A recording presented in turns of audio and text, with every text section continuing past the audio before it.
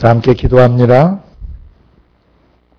하늘과 땅의 제급주가 되신 우리 아버지 하나님, 오늘도 저희가 아버지의 사랑 안에서 함께 예배드리고 또 함께 주의 음성 들을 수 있는 시간을 허락해 주시니 감사합니다. 날마다 우리 속에 성령으로 계시면서 우리의 죄를 씻어주시고 우리를 정케 해주시고 우리를 거룩하고 순결한 신부로 만들어 가신 아버지를 찬양합니다. 아버지, 오늘도 전 세계 예수 공동체 안에 예배드리는 지체들을 축복하시옵소서. 성령과 말씀으로 우리의 속사람을 예수의 형상으로 빚어주시고 아버지의 성품을 온전히 덧입을 수 있도록 기름 부어주시기를 원합니다. 오늘도 전 세계 강단에서 선포되지는 말씀 위에 기름을 부어주시며 이곳에 있는 저희 작은 공동체 위에도 성령의 기름을 부으셔서 아버지 하나님께서 우리에게 들려주시기 원하시는 그 음성을 온전히 태어날 수 있도록 기름 부어주시고 듣는 우리 모두 다 잘 이해하고 깨달을 수 있도록 역사해 주시기를 기도합니다. 아버지 하나님, 약속하신 대로 성령께서 우리를 가르쳐 주시고 모든 진리 가운데로 인도해 주시옵소서. 예수님의 이름으로 감사하며 기도드리옵나이다. 아멘. 지난 시간에 저희가 계속 나눴던 영역들을 계속 이어갑니다. 우리가 예수를 믿고 성령을 받았습니다. 성령이 우리 속에 계십니다. 우리 안에 계신 성령께서 우리 안에서 행해 주시는 가장 중요한 기반 사역을 한 7가지 정도 우리가 요약해서 지금 다루고 있습니다. 첫 번째는 내주에 계신 성령님은 우리 속에서 뭐 하신다? 말씀하시는 영이시다. 지정이라는 인격을 가지고 계시기 때문에 하나님의 음성을 들리실 때는 우리의 생각, 우리의 감정, 우리의 의지에 우리가 이해할 수 있는 방법으로 말씀해 주십니다. 성령은 우리 속에서 말씀하시는 영이십니다. 두 번째, 성령은 말씀하시면서 무슨 일들을 하십니까? 그렇죠. 약속하신 대로 죄에 대하여 의에 대하여 심판에 대해 세상을 책망하겠다고 하신 대로 우리 속에 있는 죄들을 다려주십니다. 그 죄는 굉장히 다양합니다. 탄에서부터 현재 나이에 이르기까지 우리의 생각과 감정 속 의지 속에 배어든 불신의 죄라든지 또 정결치 못한 것들이라든지 또 잘못 형성된 성격이나 성깔, 기질, 습성의 죄라든지 또 악습들, 이런 모든 죄까지 그 모든 죄들을 예수 그리스도께서 십자가에 죽으실 때 다 처형해 버리셨다는 것을 성령님이 우리 속에서 증거해 주고 계시는 것입니다. 아멘. 그래서 성령은 어떤 죄가 우리의 생각과 감정 속에 들어오든지 간에 그 죄를 말씀으로 죽이시고 태우시고 씻어버리시는 역사를 이뤄주십니다.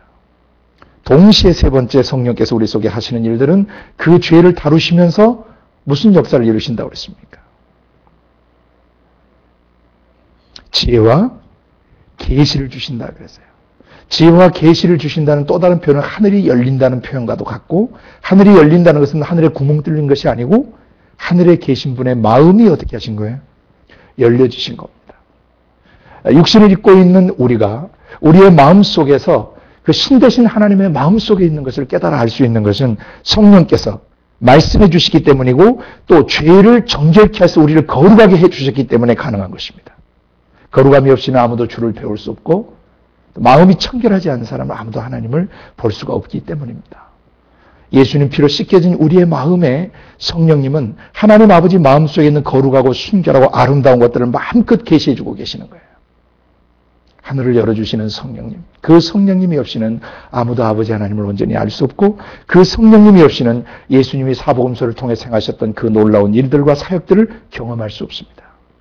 그 십자가의 역사를 성령께서 2000년 전 갈보리 언덕에서 이루신 그 십자가의 사건을 오늘 믿는 우리의 가슴 속에 이 시대와 매 시대를 살아가는 사람들의 마음 속에 성령으로 경험시켜 주시는 것입니다. 그래서 우리 마음의 언덕 갈보리에서 우리의 마음의 갈보리 안에 언덕에서 죄를 죽여주시고 태워주고 씻어주시면서 동시에 하늘을 열어서 하나님 아버지가 누구신지를 알아가게 해주십니다. 자, 이렇게 세 가지 음성을 들려주시고 죄의 문제를 다뤄주시고 그리고 우리의 마음속에 지혜와 계시의 영으로 역사하시면서 우리를 어떻게 하세요? 네 번째, 성령으로 우리의 영혼과 육체를 이끌어 가시는 일을 하세요. 성령에 이끌리는 삶, 성령에 인도받는 삶, 그것을 몇 주간 다뤄드렸습니다. 너무나 중요합니다. 맨 처음 성령이 예수님을 이끄셨을 때 예수님을 광야로 이끄셨습니다. 그 시험을 이기게 하셨습니다. 똑같습니다. 우리가 거듭나고 하나님의 아들이 될 때 하나님 아들 예수 그리스도를 성령이 인도하셨던 것처럼 우리를 광야 세상 속으로 이끌어 가셔서 광야의 시험을 이기게 하시고 세상을 이기게 하시고 어둠의 영들을 대적하게 하시고 그 영들을 다스리게 도와주고 계시는 것입니다. 그리고 우리가 육체의 소욕을 좇지 않고 성령의 소욕을 좇을 수 있도록 성령이 우리를 인도해 가고 계십니다. 아멘. 자, 그리고 이제 지난 시간에 다섯 번째, 성령께서 우리를 인도해 가시면서 우리 안에 뭘 부어주시는 겁니까? 은사와 직임의 기름 부음을 부어주시는 거예요. 이제 앞에 있는 이 네 가지가 하나님의 천국의 자녀된 삶의 기반이었다면 이제 은사와 직임을 주시는 단계는 예수님 복음서 2년차, 3년차 제자도의 그 관점을 볼 때 이제는 우리에게 뭘 하시는 거냐면 우리를 사역자로 그리고 지도자로 세우시려고 성령이 우리 속에서 나타나시면서 우리에게 기름을 부으신다는 겁니다. 이것이 바로 성령의 은사와 직임이에요. 그래서 지난 시간부터 우리는 성령의 은사가 뭔가를 지금 다루고 있는 것입니다. 성령의 은사는 성령의 나타나심이라고 그랬어요. 아멘. 우리 안에 성령의 나타남을 주실 때 그 성령의 나타남을 주신 이유는 목적은 각 사람을 그리스도 안에서 유익하게 하려고. 그 유익하게 하는 최종 목적은 뭐냐면 우리 속사람이 예수의 형상으로 빚어져 가게 하시는 거예요. 그리스도로 온전히 덧입고 그리스도의 신성과 그 인격성을 우리의 영혼과 육체에 온전히 경험해서 우리의 육체를 통해 하나님의 신성의 영광이 온 세상에 증거되고 전파되어지게 하시려고 하시는 것입니다. 그래서 성령이 우리 안에서 나타나시는 거예요. 성령이 나타나실 때 맨 처음 뭘로 나타난다 그랬습니까? 지혜의 말씀, 그 다음 지식의 말씀, 그 다음에 그 말씀에 대한 믿음으로 나타나시고 그 믿음을 근거로 해서 병 고치는 역사와 능력 행하시는 역사로 성령이 나타나시며 또 예언함으로 나타나신다 그랬어요. 지난 시간에 예언이 무엇인가를 우리가 배웠습니다. 오늘은 그 예언에 의해서 이제 영들 분별함을 주신다 그런 말씀을 이제 오늘 다룰 건데요. 고린도전서 12장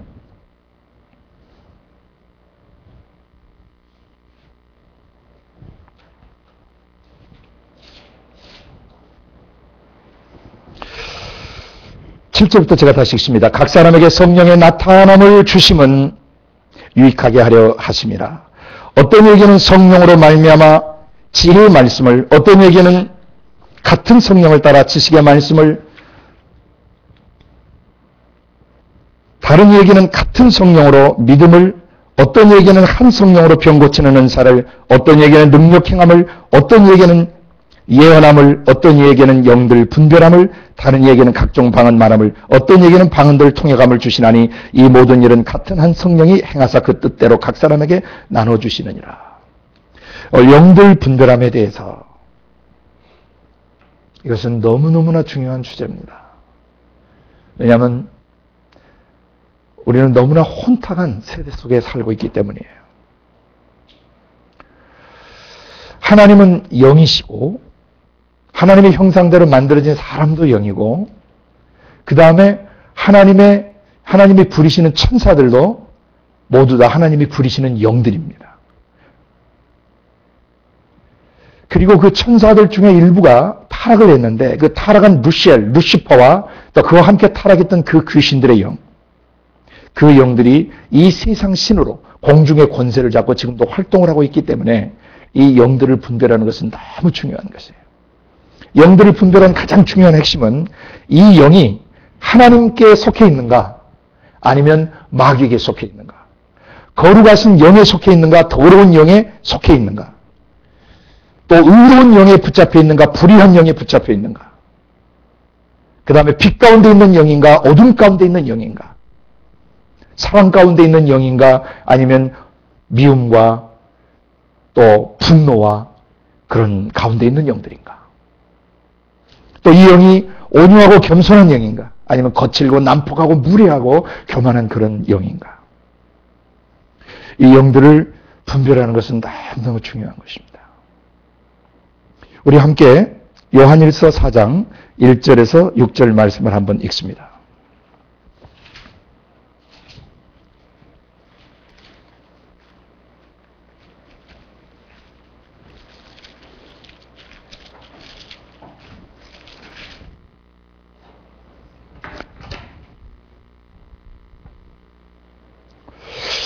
요한일서 4장 1절에서 6절 말씀 함께 읽습니다. 사랑하는 자들아, 영을 다 믿지 말고 오직 영들이 하나님께 속하였나 시험하라. 많은 거짓 선자가 세상에 나왔음이니라. 하나님의 영은 이것으로 알지니 곧 예수 그리스도께서 육체로 오신 것을 시인하는 영마다 하나님께 속한 것이요 예수를 시인하지 아니하는 영마다 하나님께 속한 것이 아니니 이것이 곧 적그리스도의 영이니라. 오리라 한 말을 너희가 들었거니와 이제 벌써 세상에 있느니라. 자녀들아, 너희는 하나님께 속하였고 또 저희를 이기었나니 이는 너희 안에 네, 마이크에 좀 이상이 있어서 죄송합니다. 다시 아까 이어서 계속하도록 합니다. 예수님이 육신을 입고 나타나셨을 때 아버지 하나님이 어떤 분이시고 아버지의 영이 어떠신지가 예수님의 육체를 통해서 100% 표현됐습니다. 그리고 예수님 말씀하시기를 나를 본 자는 아버지를 본 것이라고 말씀을 하셨습니다. 그게 무슨 말입니까? 아버지 하나님이 창세전부터 계획하시고 뜻하신 것들, 생각하시고 그 마음속에 생각하시고 느끼시고 구상하시고 계획하시고 또 섭리하셨던 모든 것들, 뜻하셨던 모든 것들이 누구를 통해서 지금 표현되고 있습니까? 육신 입고 오신 예수님을 통해서 100% 표현되고 있는 것입니다. 그래서 나를 본 자는 아버지를 본 것이라고 얘기하고 아버지께서 내 안에 계셔서 그의 일을 하시는 것이라고 말씀하셨습니다. 뭘 말씀드리려고 이 말씀을 드리냐면 하나님의 영은 하나님의 그 품속, 하나님 속에서 지정의로 표현되어지세요. 그 속에서. 하나님의 영의 내적 표현이라고 그랬어요. 그래서 속에서 생각하시고 느끼시고 뜻하신 것들을 반드시 하나님 밖으로 표현해 내시는데 이것이 하나님의 영의 외적 표현이시다라고 말할 수 있는 것입니다. 하나님의 영의 내적 표현과 하나님 영의 외적 표현, external expression of the divine spirit. 하나님 대신 신 되신 분의 영이 외적으로 표현되세요. 근데 크게 네 가지 루트로 요약해서 우리가 볼 수 있습니다. 예수님을 주목해서 보십시오. 예수님의 입술에서 나오는 그 말씀이 곧 하나님이셨습니까? 예. 태초에 말씀이 계셨습니다. 이 말씀이 하나님과 함께 계셨으니 이 말씀은 곧 하나님이십니다라고 성경은 증언하고 있습니다. 예수님의 입에서 나오는 그 말 자체가 하나님 자신이세요. 그래서 말씀하셨죠. 내 말은 내 스스로 이루는 것이 아니고 내 아버지께서 이르신 그대로 이루는 것이라고 그랬어요. 예수님 입에서 나오는 말은 예수님 자신의 육신에서 이렇게 만들어내신 말이 아니라 아버지께서 나의 말할 것과 이룰 것을 친히 명령하여 주셨고 또 나는 아버지의 그 말이 아버지의 명령이 영생인 줄 아는데 그렇기 때문에 내가 지금 이루는 이 말은 내 말이 아니고 내 아버지께서 이르신 그대로 이루는 것이라고 얘기했습니다. 하나님의 영 안에서 생각하시고 느끼고 결정하시는 것들은 제일 처음에 언어로 표현됩니다. 외적 표현의 첫 번째는 언어로 표현해요. verbal communication이라고 그러죠. 들리는 소리로 의사소통을 하는 것이에요. 말로 표현됩니다. 두 번째, 영은 눈빛을 통해서 표현됩니다. 사람의 눈빛을 보면 그 사람이 화가 났는지 또 절망하고 있는지 두려워하고 있는지 슬퍼하고 있는지 그리고 기뻐하고 있는지 뭔가 즐거워하고 있는지 그 눈빛을 보면 대략 가늠할 수 있어요, 없어요? 그런데 만약 사람이 눈을 감고 가만히 있으면 파악이 됩니까, 안 됩니까? 도저히 그 사람 속에 무슨 생각을 하고 있는지 파악할 수가 없어요. 이 눈은 굉장히 중요한 것입니다. 영은 두 번째 눈으로 표현됩니다. 영들을 분별할 때 여러분이 말투와 눈빛을 주목해서 보셔야 된다는 것입니다. 세 번째, 얼굴 표정으로 우리 속사람 영은 표현됩니다. 얼굴 표정. 대표적인 사건이 창세기 4장의 가인 사건입니다. 가인이 동생을 향해서 분노가 일어났습니다. 미움이 생겼습니다. 시기와 질투가 일어났습니다. 그러자 그의 얼굴색이 변했습니까? 창세기 4장에 하나님이 뭐라고 그러셨습니까? 네 얼굴색이 변하면 어찌미냐? 네가 만일 선을 행하면 어찌 낯을 들지 못하겠느냐? 그러나 네가 선을 행치 않으면 곧 하나님이 말씀하신 대로 하는 것이 선인데 하나님이 말씀하신 대로 행하지 않으면 네가 선을 행치 않으면 죄가 문에 엎드린다 그랬어요. 죄의 소욕, 죄를 지어버리고 싶은 욕구와 죄 짓고 싶은 생각이 네게 있지만 너는 죄를 다스려야 할지니라 라고 말씀하셨습니다. 그런데 가인이 다스렸습니까? 못 다스렸습니까? 만약 가인이 죄를 다스리기로 결정하면 하나님이 지원하시는 것입니다. 그의 생각, 그의 감정을 성령께서 지원해 주시는 거예요. 그러나 그가 그 생각 속에 들어오는 것들을 그냥 문 열고 지옥문을 열고 마귀의 생각, 마귀의 감정, 마귀의 의지가 그대로 자기의 지정의 속에 들어오도록 문을 열어버리면 그 사람의 마음과 육체 속에는 지옥이 시작되는 것입니다. 그러나 그가 만약에 그의 생각과 감정을 뚫고 들어오는 것들을 의지적으로 결단해서 대적하고 하나님 말씀으로 대적하고 성령의 힘으로 대적하면 하나님께서 도우셔서 그 죄를 이길 수 있도록 하신 거예요. 가인이 죄를 다스리지 못하고 나중에 가인은 수많은 자손들을 낳게 되는데 그들이 결국 나중에 뭘로 멸망했습니까? 죄의 소욕은 있지만 죄를 다스리지 않은 결과 그들은 뭘로 멸망했어요? 노아의 홍수로 모두 멸망당하고 말았던 것입니다. 속사람 영은 세 번째 뭘로 표현된다고요? 얼굴 표정으로 표현돼요. 그러니까 표정 관리를 일부러 잘해야 합니다. 일부러 하셔야 돼요. 왜? 요새 사람들 뱃살 빼고 군살 빼고 뭐 허벅지 살 빼고 종아리 살 빼기 위해서 정말 피나는 노력하는 사람들 많아지셔요. 굉장히 많습니다. 그 많은 시간이 들어요. 그러나 거울을 보고 얼굴 표정 관리하는 데는 몇 분이 안 걸립니다. 연습하셔야 돼요. 눈빛과 얼굴 표정이 어떨 때 제일 아름답고 정겹고 따스하고 친절하게 보이고 사랑스럽게 보이는가. 연습하셔야 돼요. 근데 왜 이것을 연습하셔야 되냐면은 여러분이 거울을 보면서 그 육체적으로 그걸 연습을 하실 때 사실은 육체가 연습하는 게 아니고 속사람 영이 뭐 하는 거예요? 연습하는 것이기 때문에 여러분의 변화가 일어나요. 우리 얼굴에서 하나님의 성품이 반사되어질 수 있도록 영육 간의 경건의 연습을 해야 되는 것입니다. 얼굴 표정으로 나타납니다. 예. 꼬맹이들이 엄마랑 아빠랑 같이 지내다가 엄마 아빠가 이렇게 뿔이 나면 읽어요, 못 읽어요? 벌써 딱 눈빛과 얼굴 표정 보면서 엄마가 뿔났다. 조금 철이 들면 형하고 동생들끼리 서로 꼬집으면서 조용히 있으라고 막 이렇게 사인을 보내죠. 그게 뭐냐면 애들이 엄마의 내적 상태를 읽어요, 안 읽어요? 읽어요. 왜? 그것이 엄마의 얼굴 표정으로 표현되기 때문이에요. 그래서 마음이 계속 고통과 아픔과 어려움 속에 있게 되면 얼굴이 어떻게 되겠어요? 흉하게 변해버리죠.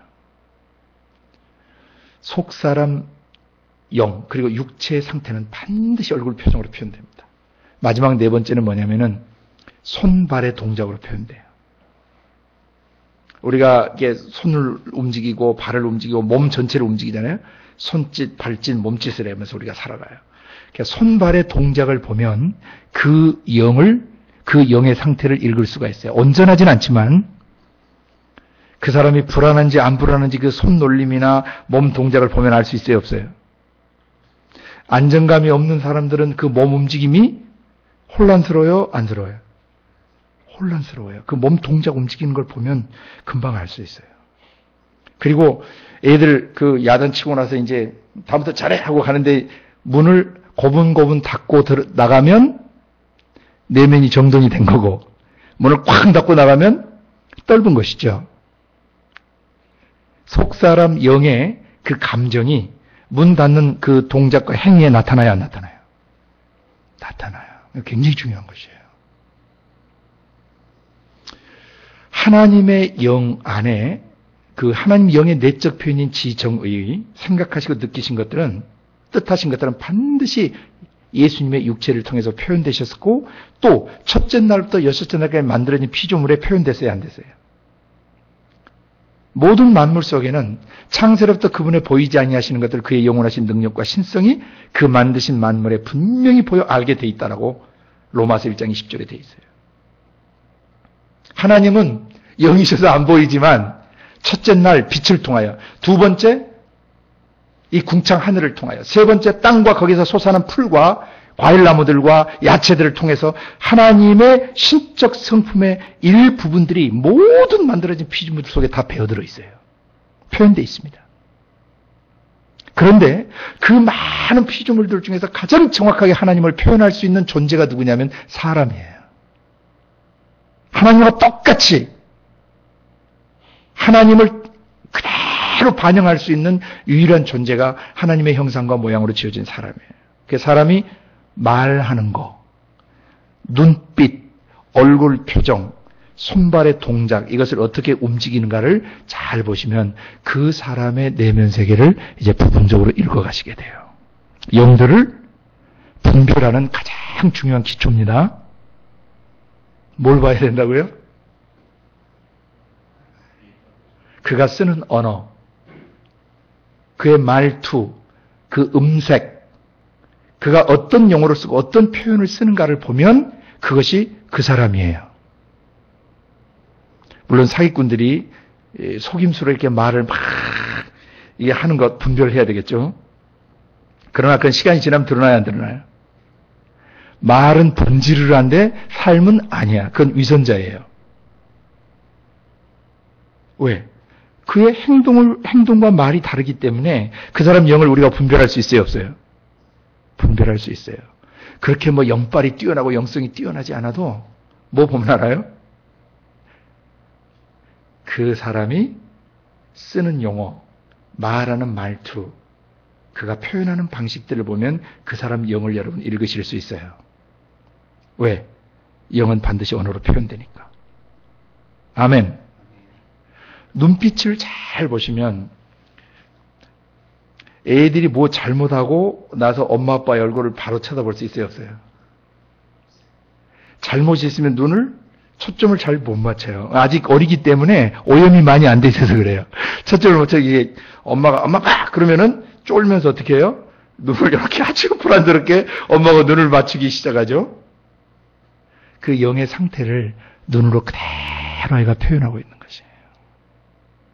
시무룩한 아이들, 우울한 아이들, 명랑하지 않는 아이들.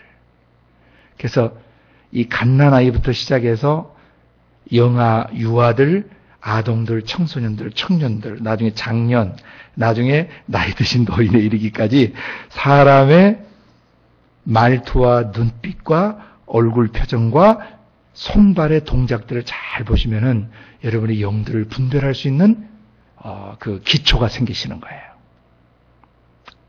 영 분별의 기초를 잘 숙지하셔야 돼요. 이 마지막에 이 손발의 동작은 굉장히 중요한데요. 여기에서 이제 뭐가 나오냐면요. 그 손으로 행하는 일들이 있어요. 손으로 어떤 사람은 글을 써요. 글자를 또 만들어요. 조각을 해요. 작품을 만들어요. 제품들을 만들어요. 음악을 해요. 또는 악기를 연주해요. 또는 그림을 그려요. 이게 그 속 사람 영을 100% 표현하게 돼 있어요. 공장에서 만든 제품들, 설계한 사람들, 집을 지는 건축 양식에도 그 사람의 영이 나타나요. 사람이 손으로 만든 모든 것, 하나님이 만드신 자연 피조물에도 하나님의 어떠하심이 드러나지만은 사람이 손으로 만든 모든 것 속에는 그 사람의 영성이, 그 영이 뭐 하는 거예요? 배어 들어가게 돼 있어요. 심지어는 나중에 그가 옷 입는 스타일, 그가 좋아하는 컬러, 화장하는 어떻게 하고 있는가 하는 화장법들, 이것도 보면은 그 사람 영이 어떤 상태인지를 대충 읽을 수가 있어요. 절대적인 것은 아니지만 대강 감을 잡을 수 있어요. 굉장히 혼란스럽게 화장하는 사람이 있어요, 없어요? 제가 90대 초에 선교제에 갔다가 강의하러 한국에 나왔을 때 뭐가 한참 유행이었냐면 90대 초반에 머리에 이게 막 이상한 물을 들여가지고 이렇게 청색, 노란색, 빨강색 이렇게 물 들여가지고 다니는 애들 있었어요. 저는 전철에서 나올 때 깜짝 놀라서 귀신이 나타난 줄 알고. 그걸 보면서 그 시대의 코드를 읽는 거예요. 그 시대 사람들이 쓰는 언어, 그 시대 사람들이 쓰는 표현 방식들, 그 시대의 글들, 그 시대의 드라마, 그 시대의 영화 작품, 그 시대의 건축 양식, 그 시대의 미술, 그 시대의 음악 체계들, 그 시대의 음악들, 그 보면은 그 시대 사람들의 영을 분별할 수가 있는 것입니다. 그래서 사람이 마음 안에서 생각하고 기획하고 구상한 것들을 다 밖으로 표현해내는데 그 표현해내는 것들을 우리가 컬처 문화라고 그래요.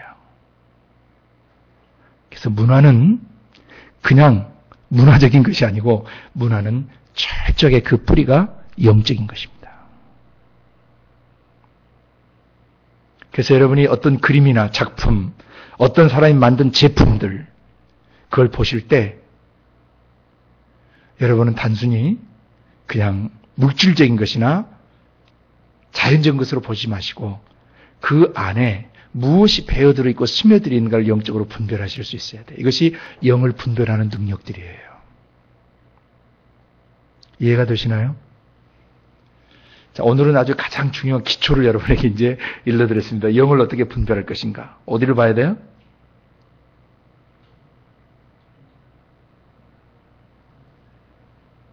그가 쓰는 언어, 그의 눈빛, 그의 얼굴, 표정, 그 다음에 그의 손발과 몸으로 행하는 모든 동작들과 그들이 만든 제품, 작품들까지 다.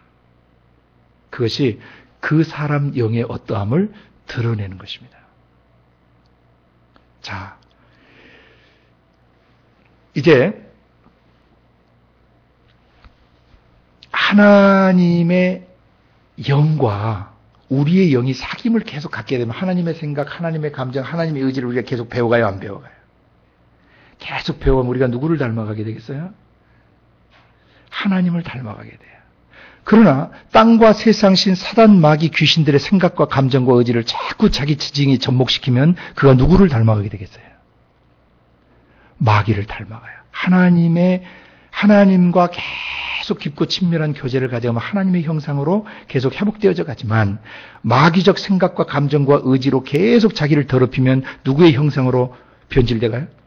마귀의 형상으로 변질돼 가는 것입니다. 영들을 분별한다고 할 때 여러분은 이 영의 내적 표현과 외적 표현을 절대적으로 이해하고 계셔야 돼요.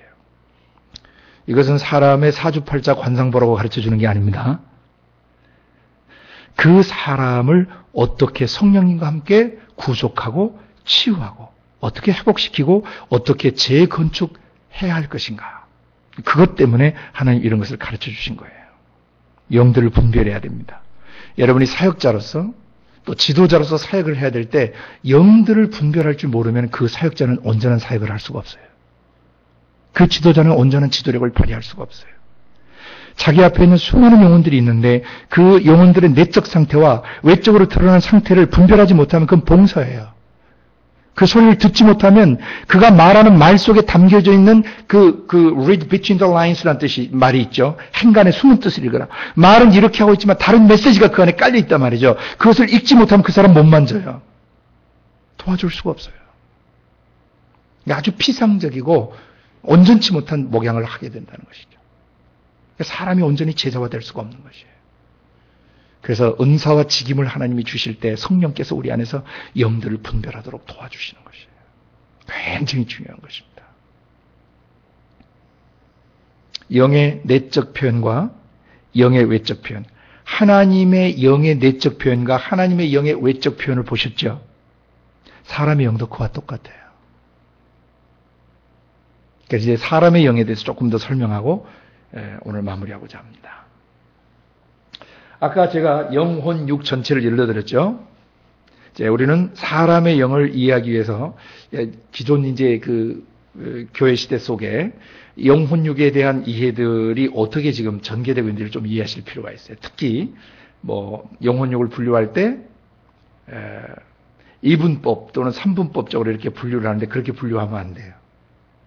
이분법이라는 것은 사람은 영혼과 육체로 돼 있다, 영과 육으로 돼 있다라고 하는 두 개로 분류하는 방법이고 또 삼분법은 영과 혼과 육으로 돼 있다라고 분류하는 방식이에요. 근데 그것은 이분법이냐 삼분법이냐는 개념으로 분류하면 안 돼요. 왜냐하면 성경은 둘 다 맞기 때문이에요. 그래서 먼저는 아까 말씀드린 대로 창세기 2장 7절과 다음에 야고보서 2장 26절에 이어서 고린도서 7장 1절 찾지는 않지만 고린도서 7장 1절에 보면 육과 영의 온갖 더러운 것에서 우리 자신을 깨끗하게 하자라고 바울 사도가 말하고 있습니다.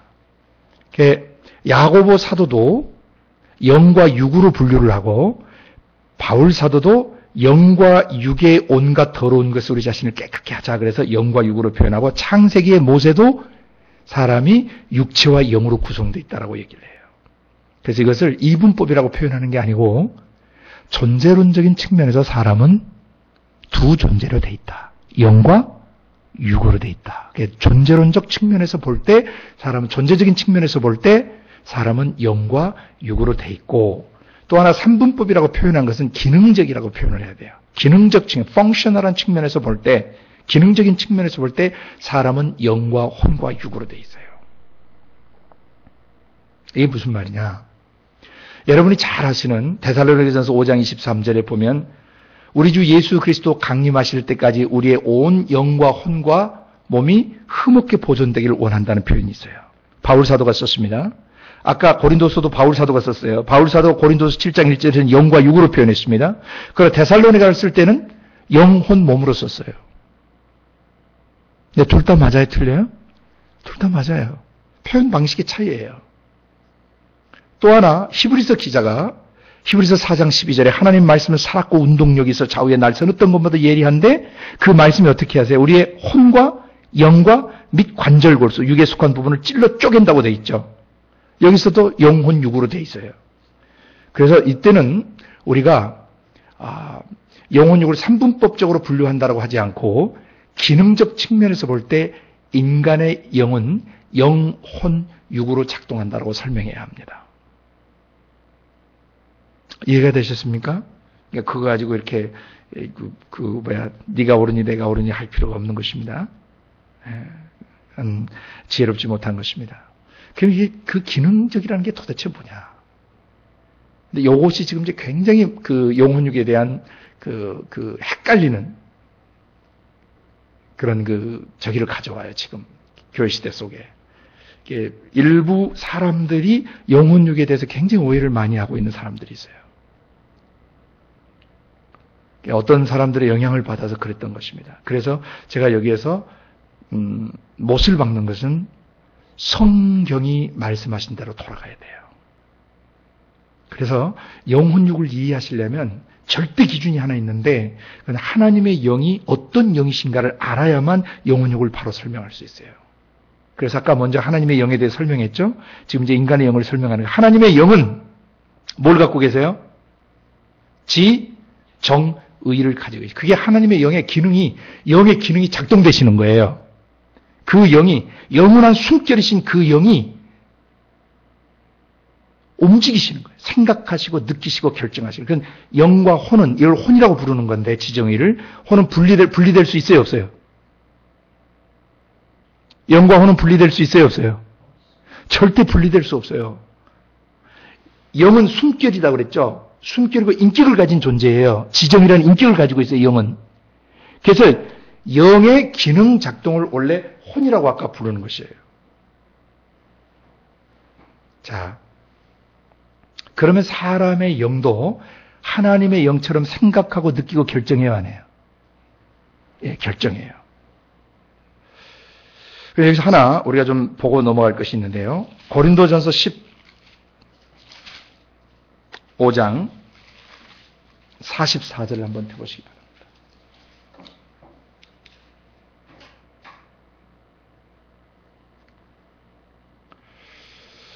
이 구절을 정말 정확하게 번역을 해줬었어야 되는데 좀 아쉽습니다. 옛날 번역본을 제가 개혁판을 읽습니다.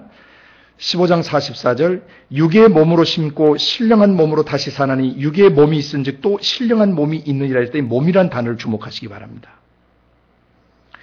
아까 제가 이 몸은 헬라 말에서 육체를 표현할 때 두 가지가 있는데 하나는 살코기 자체를 사르크스라 한다 그랬죠. 사르크스. 그것은 영어에서 플래시로 번역되는 거예요. 살코기, 살덩이로. 근데 여기에 몸이라고 번역된 이 몸은 소마예요. 뭐가 모여서 형체를 이루죠? 살코기가 모여서, 살이 모여서 형체를 이루죠. 그러니까 여기에 몸이라고 번역된 단어는 뭐로도 번역할 수 있겠어요?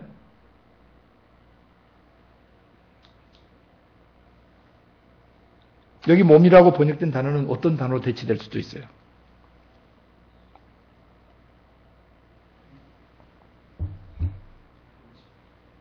형체라는 낱말로도 형체가 모양 형자죠. 모양새 그 체는 꼴을 말하는 거고 그죠? 그래서 몸이라고도 번역될 수 있지만 형체로도 번역될 수 있는데 여기를 번역할 때는 좀 그 형체로 번역했으면 참 좋았을 뻔했어요. 그래서 뭐라고 이 소마라는 말을 형체, form, body 이걸로 번역할 때 형체로 번역하면 어떻게 달라지냐면 육에 뭐가 있은즉 형체가 있은즉 또 신령한이 아니고 원래는 영적인이에요. 그냥 spiritual body.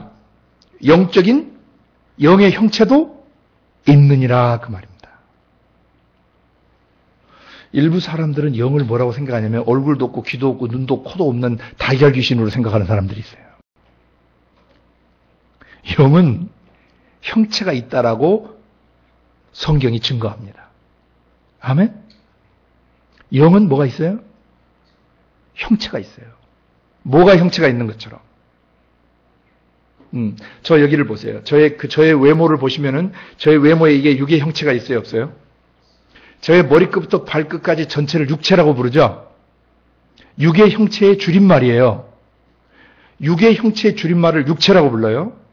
또 한마디로 육이라고도 부르기도 하죠. 육체를 줄여서 육이라고 부르기도 해요. 그러면 지금 여러분 눈에 보이지 않고 저도 볼 수가 없지만은 제 속에서 생각하고 느끼고 숨쉬는 실체가 있어요, 없어요? 성경은 이것을 속사람이라고 그래요. 이 육체를 뭐라고 부르고요? 겉사람이라고 부르고 이 속에 있는 나의 실존, 나의 진짜 나, 이 실존을 속사람이라고 불러요. 그러면 이 속사람 영도 뭐를 갖고 있대요? 형체를 갖고 있다는 것입니다. 내 육이 형체를 갖고 있던 거죠. 속사람 영도 형체를 갖고 있어요. 그런데 성경에 보면 이것이 명확하게 나옵니다. 첫 번째는 구약에서 그 변화산상에서 여러분이 마태복음 17장의 변화산상에서 보실 수 있어요. 예수님이 갑자기 그 신성의 영광을 드러내시면서 변화되셨습니다. 그때 누가 나타났습니까? 모세와 엘리야가 나타납니다. 예수님 당시에 모세는 돌아가신 지 1400여 년이 되셨고 엘리야는 돌아가신 지 700여 년이 되신 분이에요. 그럼 이분들의 육체가 남아있어요? 남아있겠어요? 안 남아있겠어요? 그런데 그분들이 나타나셨어요? 안 나타나셨어요? 그럼 그게 육체예요? 영체예요? 영체. 눈, 코, 귀이 있어요? 없어요? 말해요? 안 해요? 놀랍습니다. 예수님이 예루살렘에서 별세하실 것, 돌아가실 것을 얘기하고 있었어요. 베드로, 야고보, 요한이 직접 봤습니까? 안 봤습니까? 그 음성 들었습니까? 안 들었습니까? 영체가 말해요? 안 해요? 말해요. 그래서 사람이 육의 모양새, 육의 형체가 있는 것 같이 속사람 영도 뭘 가지고 있다? 영의 형체를 가지고 있다는 것입니다. 두 번째는 누가복음 16장에서 부자와 나사로 비유를 예수님이 설명하시면서 계시해 준 내용입니다. 두 사람이 죽었습니다. 구약시대 죽은 사람들은 다 땅속 음부로 들어가요. 음부로 들어가면 음부 속에서 머무는 장소가 달라요. 하나는 아브라함 품이 있고 하나는 불꽃이 타오르는, 유황불꽃이 타오르는 실제 불못이 있어요. 그래서 거지 나사로는 하나님을 믿었기 때문에 아브라함 품에 돌아갔고 부자는 불꽃 중에서 지글지글 막 지져지고 있었던 것이죠. 얼마나 그 힘들었던지 나중에 저쪽 아브라함 품에 있는 그 나사로와 아브라함을 보면서 소리쳐요, 안 쳐요? 아버지 아브라함이야! 하고 소리쳐요. 너무 고통스러우니까. 막 불에 지져지고 있으니까 나를 도와달라 이거죠. 저 나사로의 손가락에 그 물 한 방울 좀 찍어가지고 내 혀를 좀 서늘하게 해달라. 여기서 여러분 잘 보셔야 돼요. 나사로도 육체 벗고 갔습니까? 부자도 육체 벗고 저 세상에 갔습니까? 근데 그들은 영체지요. 근데 그 영체인데 서로 봐요, 못 봐요? 그러니까 눈이 있어요, 없어요? 소리치니까 입이 있어요, 없어요? 혓바닥이 있어요, 없어요? 뜨거운 감각을 느껴요, 못 느껴요? 손가락이 있어요, 없어요? 그러자 아브라함이 너와 우리 사이에 큰 구렁이 끼어서 건너가고 오고 갈 수가 없다. 아, 그러면 지금 난 이게 막 이 너무나 고통스러운 지옥불 속에 들어 내 고통을 겪고 있는데 저 바깥 세상에 내 형제 다섯이 있는데 그 형제들에게 좀 나사로가 살아나서 가서 말해주면 내 형제들이 이 지옥 불꽃에 음부 불꽃에 들어오지 않지 않겠느냐. 그러니까 이 사람이 저 세상 생각도 해야 하네요. 육신을 벗고 죽은 사람들이 육체를 벗었지만은 그 영혼의 실체, 그 영체는 그냥 살아있어요. 육체만 벗었을 뿐이에요. 그러니까 사람이 교통사고 났을 때 육체의 생명이 탁 끊어지면 영이 빠져나가요, 안 빠져나가요? 우리는 영화에서 영체가 이렇게 일어나서 빠져나가는 걸 봐요, 못 봐요? 그게 사실이에요. 실제예요, 그게. 그럼 이제 굉장히 중요한 거예요. 여러분이 영들을 분별한다고 할 때 이런 기본 지식들을 먼저 가지고 계셔야 돼요. 사람은 겉에 육의 형체가 있어요. 이 육체를 욥기 4장 19절에는 뭐라고 표현하냐면 흙집이라고 표현해요. 흙집에 살며 그래요. 실제로 흙집이에요, 아니에요? 이 육체는 흙으로 됐다가 죽으면 흙으로 돌아가는 것이에요. 그러니까 흙집이에요. 근데 이 흙집은 낡아지고 쇠해져 가는 것이죠. 겉사람은 후패해져 가요. 세포가 죽으면 쭈글쭈글해지고 노인이 돼가요. 나이 늙어 이제 쭈글쭈글해져 가요. 겉사람은 후패해져 가요. 그러나 우리의 속은 날로 새롭다라고 바울이 증언하죠. 자, 겉사람은 후패해져 가지만 우리의 속사람은 날로 새로워요.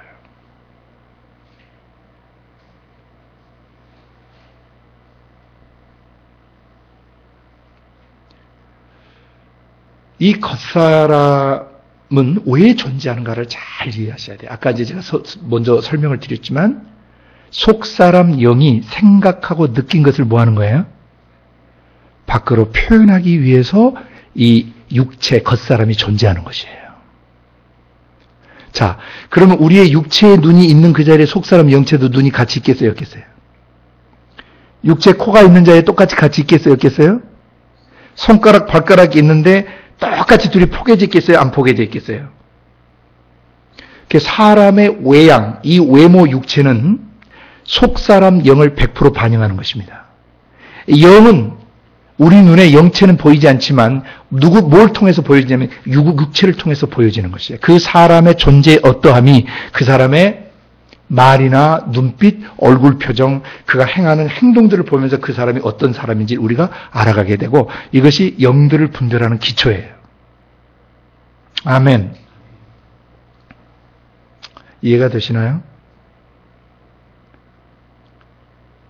예. 그래서 여러분이 이제 잘하는 것을 인식을 하셔야 되는데 잘 보세요. 육체의 기관을 잘 보세요. 육체의 모든 기관이 건강하지만 육체에서 가장 중요한 기관이 뭐죠? 심장기관이에요. 다른 데 아무리 건강해도 심장이 멎으면 숨결이 떠나버려요. 영이 떠나버려요. 그러면 육체의 중심부를 우리가 뭐라고 볼 수 있어요? 심장이라고 볼 수 있어요. 심장 꽈리처럼 생겼죠. 그럼 이 육체 학습도감을 통해서 여러분이 속사람 영의 중심부를 이해하실 수 있는 거예요. 속사람 영도 중심부가 있겠어요, 없겠어요? 우리 겉사람 육체의 중심부가 심장기관이듯이 속사람 영도 중심부가 있겠어요, 없겠어요? 그걸 뭐라고 부르죠? 마음, 하트라고 부르는 겁니다. 우리나라는 심장이라고 하고 마음이라고 두 개를 다 써요. 근데 영어권에서는 하나만 써요.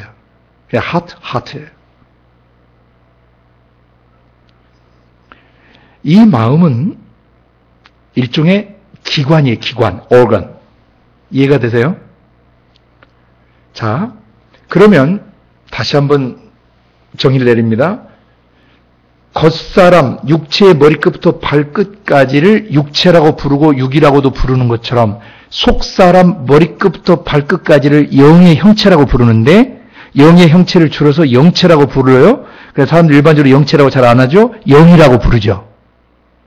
그럼 이제 영에 대한 낱말 정의가 하나 추가되는 겁니다. 아까 숨쉬는 존재로서 뭐 했어요?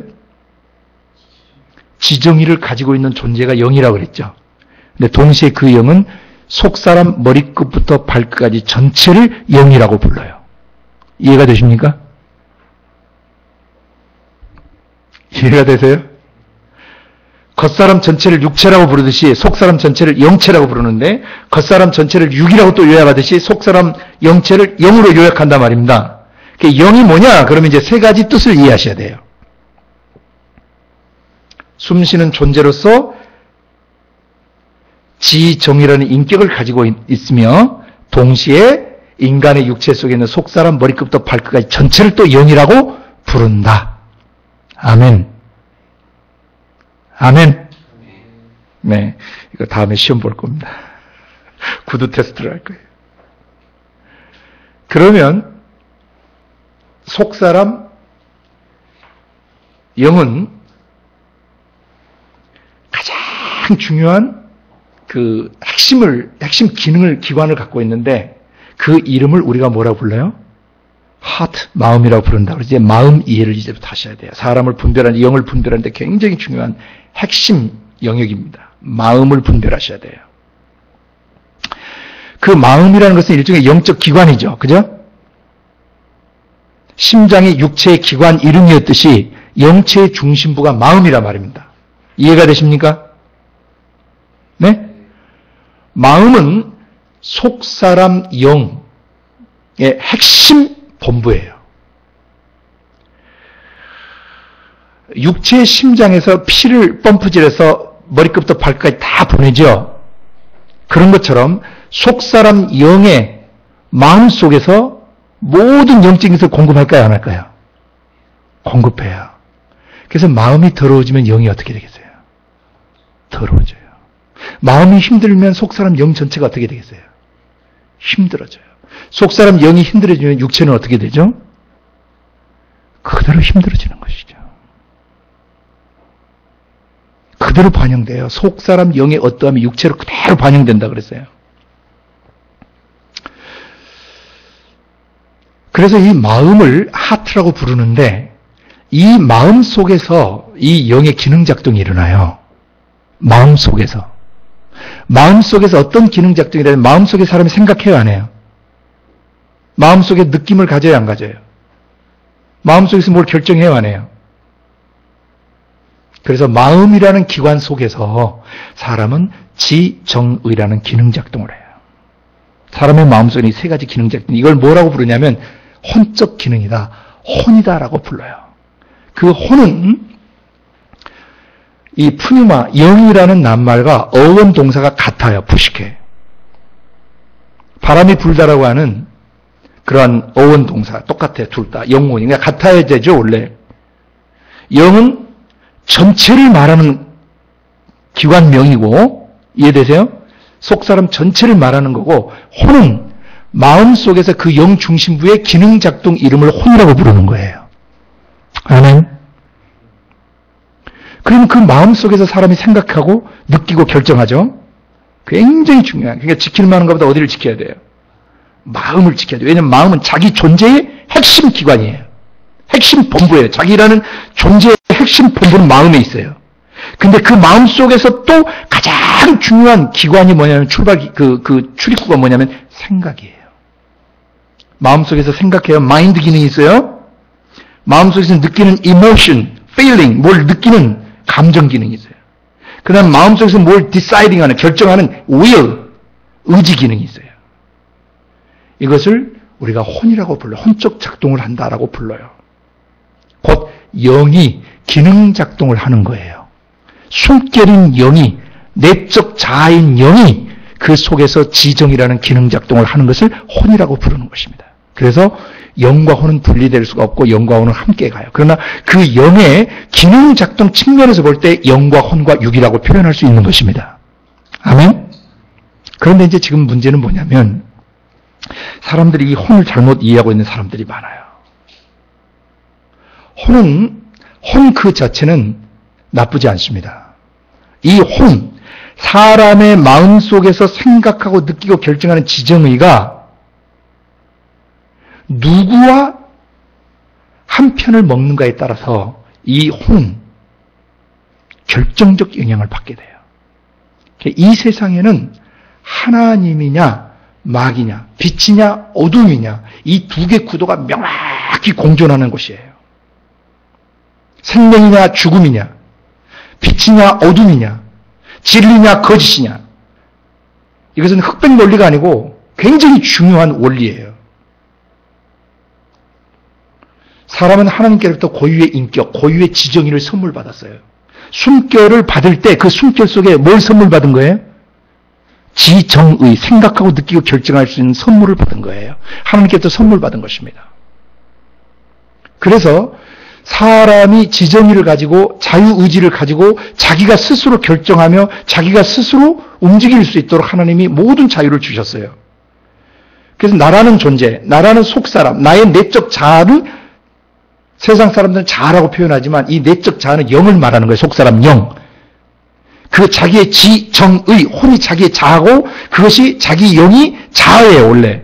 근데 철학자들이나 세상 사람들은 이 성경을 모르니까 성경에 하나님의 영이 어떻고 하나님의 지정의가 무엇인지를 모르고 하나님의 영의 내적 표현과 하나님의 영의 외적 표현을 모르기 때문에 이 사람들이 아주 혼돈스러운 그 자아 인식을 하고 있어요. 이거 교정해야 됩니다. 교정받아야 돼요.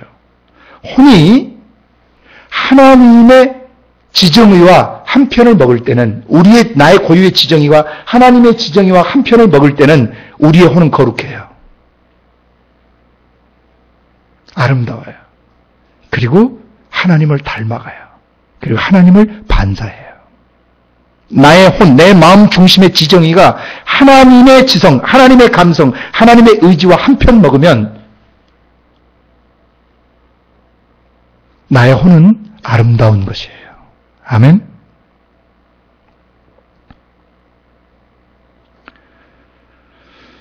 그러나 내가 나의 자아, 나의 내적 자아, 나의 속사람 영, 내 마음 중심의 이 혼적 기능, 나의 지정이라는 이 기능이 만약에 마귀의 영에서 나오는 마귀의 생각, 마귀의 감정, 마귀의 의지와 한편 먹으면 어떻게 되죠?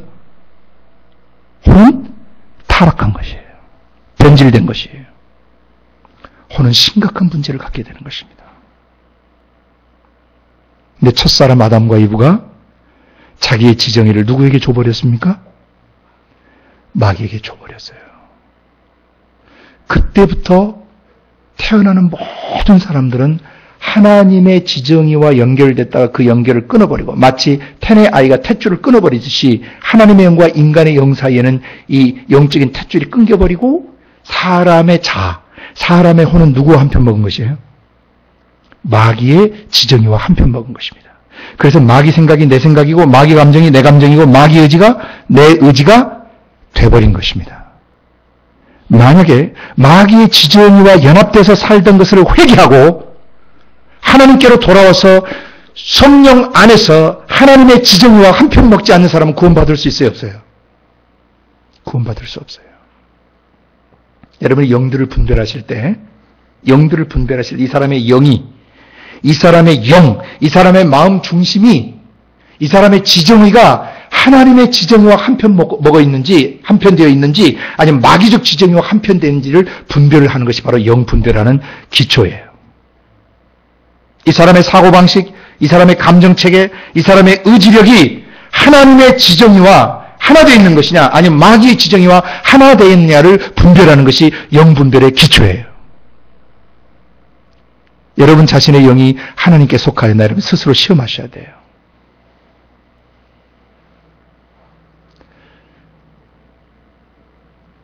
여기까지 설명 이해되십니까? 그럼 또 하나 한간에 잘못 인식되어 있는 영역들을 우리가 좀 교정하기를 원합니다. 보세요. 혼은 무조건 나쁘다. 맞아요, 틀려요? 그렇게 설명하면 안 돼요. 혼은 무조건 타락했다. 그러면 안 돼요. 예수를 믿기 전에 혼이 타락한 건 사실이지만 예수를 믿고 난 뒤에는 그 혼이 구속됐어요, 안 됐어요? 영혼이 구속됐어요, 안 됐어요? 영혼이 거룩하게 됐어요, 안 됐어요? 새 사람 됐어요, 안 됐어요? 그러면 그의 생각, 감정, 의지도 구속됐어요, 안 됐어요? 아니, 영만 구원받고 지정이는 혼은 구원받지 못했다고 가르치는 사람이 이 사람도 헷갈리는 사람이에요. 영과 혼은 분리가 안 돼요. 하나예요. 그래서 혼이 무조건 나쁜 것이 아니고 혼이 어쩔 때 문제가 있는 것이에요? 사단, 마귀, 귀신들의 생각, 감정, 의지와 연합되어 있거나 한편 먹어 있으면 그 혼은 타락한 것이에요. 더러운 것이. 그 사람 천국 못 들어가요. 곧 나 고유의 자아. 우리 영이 두 개가 아니라 우리 영이 하나인데, 우리 영은 하나의 자아를 갖고 있는데, 한 자아를 가지고 있는데, 나의 지정의가, 내 마음 중심이 마귀의 지정의와 하나 돼 있던 것을 회개하고 주님께로 돌아오면 그는 영생을 얻는 것입니다.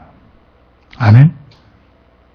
그리고 성경은 이것을 뭐라고 증언하냐면 자기 고유의 지정의가, 자기 자아가 마귀의 지정의와 연합되어 살던 그 자아를 성경은 뭐라고 부르냐면 옛사람이라고 불러요. 아멘. 근데 그 옛사람을 예수님이 십자가에서 뭐 하셨다고요? 처형하셨다고요. 극형에 처해버리셨어요. 옛사람의 지정의는 죽었어요, 안 죽었어요? 죽었어요. 그리고 누구든지 그리스도 예수 안에 있으면 새로운 피조물이라고 하셨죠. 고린도서 5장 17절에 이전 것은 지나갔으니 보라 새 것이 되었더라고 했죠. 그럼 새 것이 뭐냐? 새로운 피조물이 뭐냐? 이전 것은 지나가고 새로운 피조물이, 새로운 피조물은 뭐냐? 나의 지정의가, 나의 마음 중심이, 나의 속사람 영이, 나의 마음이, 내 마음 중심의 지정의가, 내 혼이 누구와 한편 먹은 것이에요? 하나님의 지정의와 한편 되는 것이에요. 이걸 새 사람이라고 불러요. 아멘. 그러면 예수를 믿고 난 다음에 새 사람과 옛 사람이 명백하게 그어졌어요, 안 그어졌어요? 그런데도 거듭난 속 사람이, 새 사람이 옛 사람의 생각과 감정과 의지를 받아들여서 살게 되면 로마서 8장 13절 경고대로 너희가 만일 육신대로 살면 반드시 죽을 것이로되 영으로서 몸의 행실, 몸의 실이라는 발작 증세들을 죽이면 살리니 무릇 하나님의 영으로 인도함을 받는 사람들은 하나님의 아들들이 되지만 마귀의 영으로 인도함을 받는 자들은 누구의 아들들이 돼요? 마귀의 아들, 마귀 자식들이 되는 거예요. 그래서 오늘 여러분 안에 영 분별의 가장 중요한 이 기초적인 것들, 다음 시간에 또 계속 다뤄가겠습니다만은 오늘 이 부분, 혼은 무조건 잘못된 것이 아니다. 그 혼이 하나님의 지정의와 한편돼 있을 때는 거룩하고 아름답지만 그 혼이 마귀의 지정의와 한편돼 있을 때는 그건 마귀적이 돼버리는 것이다. 마귀가 돼버리는 것이에요. 예수님도 제자 중에 한 사람이 사람의 일을 생각지 않고 하나님의 일을 생각지 않고 사람의 일을 생각할 때 사단아 내 뒤로 물러가라고 하셨고 너희 중에 한 사람은 마귀인이라고 예수님이 말씀하셨어요. 그러니까 마귀와 동일시돼 버린 것이죠. 왜? 죄를 짓는 자는 누구에게 속하기 때문이죠? 마귀에게 속하기 때문이죠. 그리고 한 가지 더 여러분 자아파세라는 말을 잘 이해하셔야 돼요. 예? 예수를 믿고 사람들이 자꾸 이런 말을 해요. 내가 안 죽어서 그렇다. 내가 안 죽어서. 내가 언제 죽지 말고 자기를 치면서 탄식하는데 물론 그 깨어진 심령으로 회개하고 그런 건 아름다운 거예요. 그러나 좀 잘 이해하고 이 말을 써야 돼요. 우리의 자아는 죽었습니다. 우리의 자아는 죽었어요. 태내에서부터 예수 믿는 그 순간까지 우리가 마귀의 지정의와 연합되어 살던 우리의 옛 자아, 옛 생각, 옛 감정, 옛 의지, 과거의 고통스러운 기억들, 과거의 쓰라린 상처들, 아픔들, 그건 전부 십자가에 처형된 것입니다. 그런데도 불구하고 거듭난 우리 속에서 피어오르는 것은 이것은 나의 영이나 하나님의 영으로부터 나오는 것입니까? 마귀로부터 오는 것입니까? 마귀로부터 오는 것입니다. 그러면은 자아파세란 말을 주의하셔야 돼요. 나의 자아는 십자가에 그리스도와 함께 죽었습니다. 이제 사는 것은 내가 아니고 내 안에 그리스도께서 사신 것이에요. 내 영은 그리스도와 하나가 되어서 사는 것입니다. 아멘. 그래서 내가 죽어야지 그 말은 잘 생각하고 쓰셔야 돼요. 마귀가 주는 생각, 마귀가 주는 감정, 마귀가 주는 의지, 마귀의 뜻, 마귀가 내 안에 입력시켜놨던 옛 것들이 나를 덮을 때 내가 죽어야지가 아니고 그것은 십자가에 처형됐다라고 선포해야 돼요. 그리고 그것은 내가 아니라고 선포해야 돼요. 로마서 7장 17절 고백대로 이제 이것을 행하는 자는 내가 아니요 거듭난 내 영이 아니요 내 속에 거하는 죄니라라고 고백했던 것처럼 이것은 죄가 나에게 접근해 오는 것입니다. 에덴 동산에서 아무런 흠이 없던 아담과 이브의 마귀가 접근해 왔던 것처럼 오늘날 마귀가 거듭난 속사람을 향해 접근해 오는 방식은 옛사람의 생각과 감정과 의지를 가지고 오는 것이에요. 우리의 자아를 파쇄시키는 것이 아니라 우리의 자아는 예수 그리스도와 함께 십자가에서 처형됐다는 것을 선포해야 되는 것입니다. 우리 속사람에게서는 그런 더러운 것이 안 나와요. 그럼에도 불구하고 우리 속에서 피어오르는 것은 마귀가 생각을 쏜 것입니다. 다른 유다의 마음에 예수팔려는 생각을 마귀가 집어넣었던 것처럼 지금도 마귀는 동일하게 사람의 영혼에 뚫고 들어오기 위하여 사람의 생각을 공격하고 생각 속에다 더러운 생각을 집어넣고 악한 생각을 집어넣고 불신의 생각을 집어넣고 절망하는 생각을 집어넣고 미워하는 생각을 집어넣는 것이 이건 우리 속사람 거듭난 영에서 나오는 것이 아닙니다. 그리고 그것은 내가 아닙니다. 그러니까 내가 안 죽어서가 아니고 내가 죽었는데 이놈이 나를 속이는 거예요. 속지 마셔야 합니다. 아멘. 속사람과 옛사람의 경계를 여러분이 명확히 하신 줄로 믿습니다. 사람들이 이런 정말 재밌는 얘기를 해요. 영은 영의 세계를 감지하기 위해서 있는 것이고 혼은 이 세상 것을 감지하기 위해서 있는 것이다. 이 사람도 정말 재밌는 분이에요. 영에 대해서 몰라도 너무나 모르는 거예요. 아담과 이브는 범죄하기 전에도 그 영혼이 영의 세계도 보고 물질의 세계도 동시에 봐요, 안 봐요? 아니 지정의가 영의 세계는 못 보고 혼의 이 물질 세계만 지정이 혼이 본다라고 하면 그게 말이 돼요, 안 돼요? 안 돼요. 영과 혼은 하나예요. 혼은 물질 세계도 보고 영의 세계도 봐요. 영은 숨결이라고 그랬어요. 그리고 생각하는 지정의를 영이라고 불러요. 그리고 속사람 전체를 영이라고 부르는 거예요. 그러니까 영에 대한 기본 이해, 기본 지식이 없기 때문에 영은 영의 것들을 감지하고 혼은 세상 것들을 감지하게 있다라고 하는 엉뚱한 이론을 만들었고 이 이론을 철석같이 믿고 그 원리에 대해서 원리를 따라 살아가요. 그러니까 영의 세계를 이해할 수가 없어요. 영이신 하나님이 어떻게 내 안에 오시는가를 이해할 수가 없어요. 영이신 하나님은 생각으로 오세요. 감정으로 오세요. 의지를 타고 오세요. 지난번에 여러분 우리는 수십 번 나눴어요. 이 영의 영역이 물질기 안으로 들어오는 방식은 사람의 생각과 감정과 의지를 통해서 들어온다 그랬어요. 우리가 천국을 향해서 우리의 생각, 감정, 의지를 열면 하나님이 지혜와 계시의 성령으로 역사하셔서 하나님의 말씀이 우리의 지성을 타고 감성을 타고 우리의 의지의 결단을 타고 우리 속에 들어오시는 거예요. 우리가 만약 마귀의 생각과 마귀의 감정과 마귀의 의지를 우리의 생각 안에 받아들이면 지옥이 우리 속으로 들어오는 것입니다. 인간의 영혼은 거룩한 영의 영역을 볼 수도 있고 인간의 혼은 더러운 지옥 세계를 볼 수도 있어요. 오늘부터 이 영과 혼의 유기적 관계들을 올바로 정립해서 여러분이 사람의 영을 잘 분별하실 수 있는 사람이 되시길 바라요. 지금 이게 굉장히 혼란스러워져요, 사람들이. 이 지금 기초는 굉장히 중요한 것이 나중에 이 물질기 안에서 영의 영역을 보고 듣고 깨닫게 하기 위해서 굉장히 중요한 기초예요.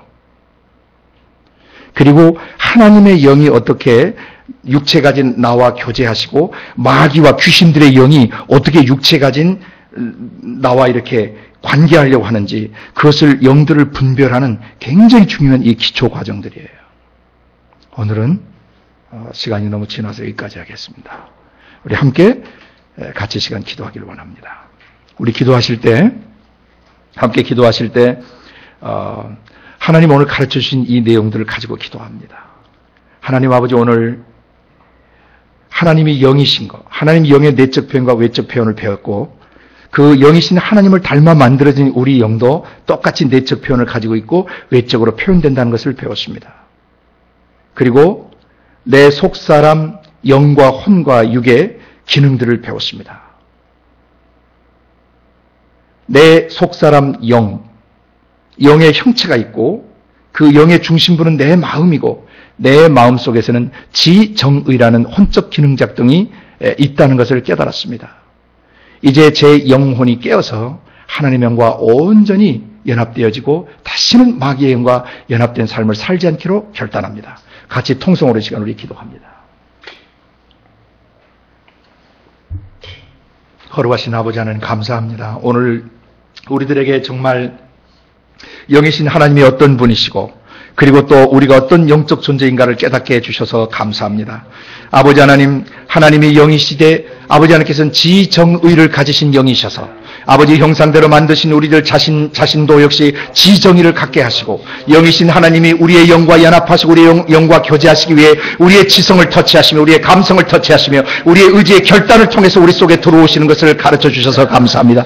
아버지 전에 예수님을 알지 못할 때 하나님 영을 바로 이해하지 못할 때 우리는 마귀의 영에 쏘는 마귀적 지정의와 야합해 살았고 마귀적 지정의를 우리 마음속에 받아들여서 우리를 더럽혔으며 우리를 파괴시켰고 우리를 어지럽혔습니다. 아버지 이제는 오직 하나님의 영으로부터 오는 선한 것들만을 받아들이기를 결정합니다. 천국을 향해서 우리의 지성을 열고 우리의 감성을 열고 우리의 의지를 엽니다. 그리고 지옥을 향해서 우리의 지성과 감성과 의지를 영원히 닫아버립니다. 다시는 마귀적 생각, 마귀적 감정, 마귀적 의지가 우리의 영혼과 육체 속에 스며들지 못하도록 우리는 결정합니다. 그리고 다시는 우리는 마귀의 꼭두가시 노릇을 하는 마귀 앞잡이 노릇을 하지 않도록 결단합니다. 아버지 오직 성령에 통로되고 성령과 동행하며 성령님이 하시고자 하는 그 일들의 통로가 되는 삶을 살기로 결정합니다. 우리 형제와 자매들 아버지는 또 기도하는 모든 사람의 심령 속에 성령이 살아 역사하셔서 우리의 지정의를 사로잡아 주시고 우리가 성령의 온전한 통로가 되어서 하나님의 성령께서 이 세대 가운데 행하시려고 하는 그 일을 우리가 감당하게 하여 주시옵소서. 감사하고 예수님의 이름으로 기도드리옵나이다.